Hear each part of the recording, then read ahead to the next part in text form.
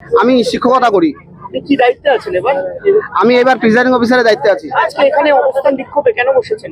আমি বসেছি অবৈধভাবে আমার ভোটার লিস্ট থেকে উড়িয়ে দেওয়া হয়েছে। আমি নিজেও জানি না, আমার সমস্ত কিছু লিগাল ডকুমেন্ট থাকা সত্ত্বেও আমাকে হিয়ারিং এ ডাকা হয়েছিল। আমি হিয়ারিং এ গিয়েছি এবং নির্বাচন কমিশনের তরফ থেকে যে সমস্ত কাগজ রামকৃষ্ণ আইভিএফ সেন্টার, মা হওয়ার স্বপ্ন পূরণ।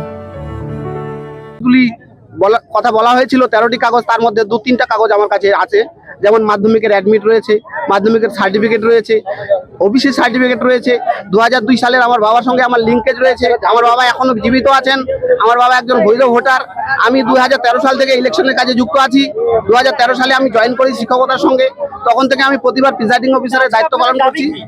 আমার দাবি, আজকে আমার বৈধ কাগজপত্র থাকা সত্ত্বেও যদি আমার ভোট কাটে যায়, তাহলে আমার সাধারণ গ্রামবাসীর অবস্থাটা কোথায়? তাহলে এইটুকু আমি একটু আপনাদের তরফ থেকে নির্বাচন কমিশনকে বুঝাতে চাই। ভোটারের নাম 130 জন, ভোটার কতজন?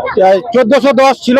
আচ্ছা, তো এখন আপনারা এই যে আগে ভোটার তারপরে ভোট, তারপর দাবিটা কি জানাচ্ছেন আপনারা? আগে ভোটার মানে আমাদের ভোটগুলো নিশ্চিন্ত করুক যে আমরা ভোট দিতে পারবো কি না, কিভাবে কোথায় যাব, সেটা আমাদের কোনো রাস্তা নেই, কেউ বলার মতো লোক নেই। আমাদেরকে বলতেছে যে আমার ছেলের ভোট আছে, আমার ভোট নাই, আমার মার ভোট আছে, আমার ভাইয়ের ভোট আছে, আমার বোনের ভোট আছে, এরকম করে মানে সব ভোট গুলাই কেটে দিয়েছে। একটা বাড়ির 4 জনের লোক আছে, 2 জনের ভোট কেটে দিয়েছে, 2 জনকার আছে।